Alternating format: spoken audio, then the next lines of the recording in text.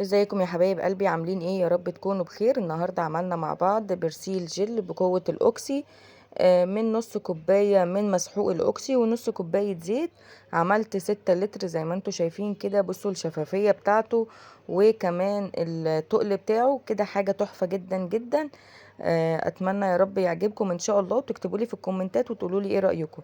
قبل ما نبتدي بس في المقادير لازم اوريكم الرغوة بتاعته الاول عشان خاطر تتأكدوا من الجودة بتاعته. هجيب بقى طبق فيه شوية مية وهحط فيه شوية من البرسيل الجل اللي انا عملته. واهم حاجة في البرسيل الجل ان انتي تعملي الخطوات بتاعتك بالظبط، يعني زي ما انا عاملاها في الفيديو عشان يطلع معاكي ناجح وما يفصلش منك. جبت هنا قماشة كده وبوريكم الرجوة بتاعته. لو حبيتي ان انتي تحطيه في الغسالة نص اوتوماتيك ولا الغسالة العادية بتاعتك هيطلع حلو جدا. ولو انت حابة تعمليه للغسالة الاوتوماتيك اللي هي بابها من قدام هقول لكم تضيفوا ايه وتقدري تستخدميه. يلا بينا نبتدي في المقادير، بس ما تنسوش تحطوا لايك وشير وكومنت حلو منكم، ولو مش مشتركين في القناة تشتركي وتفعلي الجرس عشان يوصلك كل جديد. حطيت ربع كوباية من المية وحطيت عليها معلقة هرمية من قشور البوتاس او الصودا الكاوية او القطرونة، ودوبتها كده زي ما انتوا شايفين الابخرة. اهم حاجة تستخدمي معلقة خشب او اي حاجة تكون طويلة شوية عشان خاطر تبقى بعيدة عن ايدك. بعد ما سبتها بردت حطيت عليها نص كوباية من الزيت. الزيت دوت مستعمل، بس انا يعني ايه مش مستعملاه قوي، ده كان مكانه ايه قلي بطاطس. هبتدي بقى ان انا ادوب البطاطس مع الزيت كده، بس اهم حاجة يكون بارد البطاطس عشان ما يعملش معاكي ريحة في البرسيل جيل بتاعك. هبتدي ان انا ادوبهم كده مع بعض لغاية لما احس ان الصابون بتاعي كده يعني او الزيت يكون خلاص ابتدى ان هو يتصلب زي ما انتوا شايفين ويبقى كريمي كده. هجيب بقى كوباية كده فاضية وهحط فيها نص كوباية من المسحوق الأوكسي.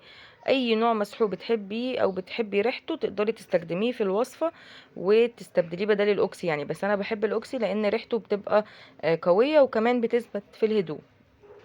حطيت كده المسحوق البودر، قلبته كده مع المكونات بتاعتي بعد ما الزيت بتاعي ابتدى ان هو يتصلب حاجة بسيطة كده ويبقى زي الكريمي.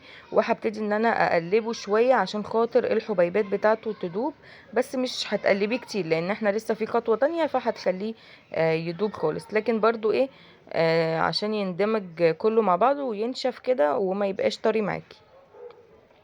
هبتدي ان انا اقلبه كده. خلصت خلاص. هجيب بقى الاسباتيولا وانزل كل اللي في الطبق كده من تحت عشان خاطر انا هغطيه واسيبه كده 4 5 ساعات، وممكن تسيبيه لتاني يوم. انا يا بنات سبته لتاني يوم لان كان ورايا صراحة حاجات كتير كده بعملها وصراحة نسيته، يعني سبته كده لتاني يوم. هغطيه بقى بكيس كده وهتسيبيه على الرخامة جنبك لغاية 4 أو 5 ساعات، أو تقدري تسيبيه لتاني يوم زي كده. بصوا هو نشف وحجر خالص وبقى محجر خالص خالص. يعني انتي ممكن تسيبيه كده وابتدي ان انتي تكسريه بالمعلقة هيتكسر معاكي اهو بالشكل ده. هروح بقى اكسره عشان خاطر ما طولش معاكم الفيديو وبعدين اوريكم عملت ايه. هنا بعد ما كسرته ما كسرتوش قوي يعني، بس فكيته من الطبق بتاعي. جبت النص لتر من الميه من الحنفيه وهبتدي ان انا هي دي كانت ميه مش سخن يعني، بس تقدري تستخدمي ميه عاديه مش شرط ميه مش سخن لان احنا كده كده هنحطه على النار. هبتدي بقى ان انا اروح احطه على النار لغايه لما الصابون بتاعي ده يدوب خالص ويبقى القوام بتاعه كده زي عسل النحل. هتحسي ان هو قوامه بقى زي عسل النحل كده.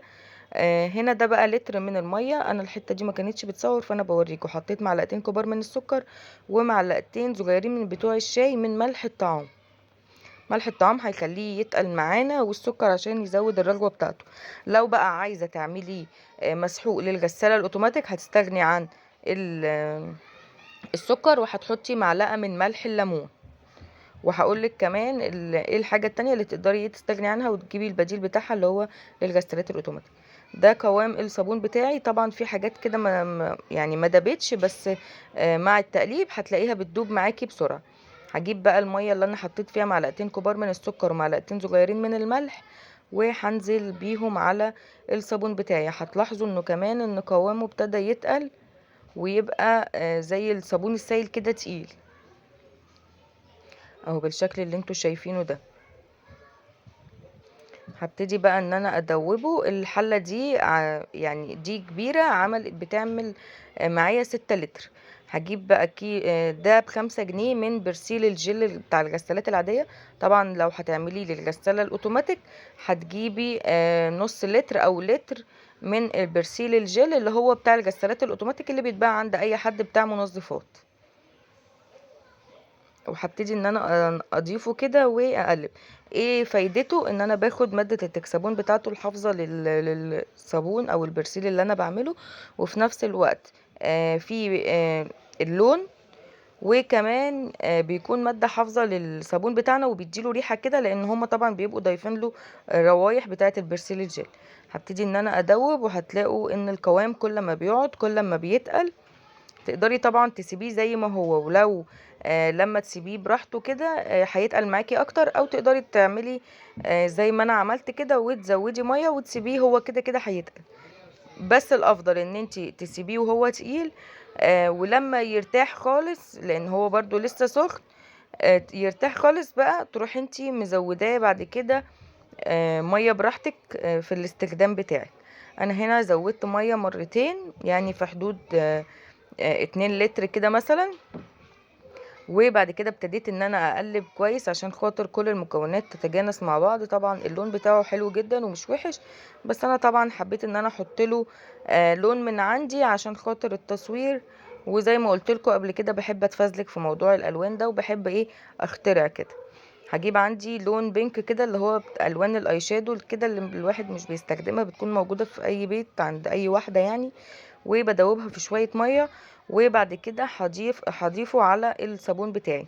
حتى هتلاحظوا ان اللون بعد كده هتلاقوه بعد ما هيرتاح، يعني انا هسيبه 4 ساعات مثلا او ساعتين، هتلاقوا اللون بتاعه اتغير، لان اتفاعل مع البطاطس اللي احنا حاطينه. ايه اللي انت حطيتيه دوت يا ام نورسين؟ انا حطيت هنا دي زي روايح كده بجيبها من عند اي حد بتاع اللي هو بيعمل تركيبات البرفانات والحاجات دي، بجيب منه زي زيت عطري كده خام، باخد منه حبة على قد الصابون اللي انا بستخدمه. هنا ده حطيت اللون، وهتلاقوا ان اللون لونه موف كده غامق، بس لما هيقعد كده ويتقل هيتغير اللون للون اللي انتوا شفتوه في اول الفيديو. عشان زي ما قلتلكوا البطاطس بقى بعد ما بيتفاعل واليبرد خالص بيتغير اللون بتاعه. بصوا هو خفيف ازاي وشكله مش تقيل. هنا بقى ده البرسيل بالجل بتاعي بعد ما سبته. ده كده انا سبته بصراحة لغاية يعني في حدود 4 ساعات كده، او ممكن تسيبيه لتاني يوم هيبان معاكي برضو القوام بتاعه هيتقل اكتر واكتر. طبعا زي ما انتوا شايفين اللون اتغير ازاي، بس انا ما حطيتش والله الوان تانية. هو اللون اللي انا حطيته، بس هو لما اتفاعل مع البطاطس اللون بتاعه اتغير زي ما انتوا شايفين كده. اتمنى فيديو النهارده يكون عجبكم وتجربوه، تكتبوا لي في الكومنتات. اشوفكم ان شاء الله في فيديو جديد مع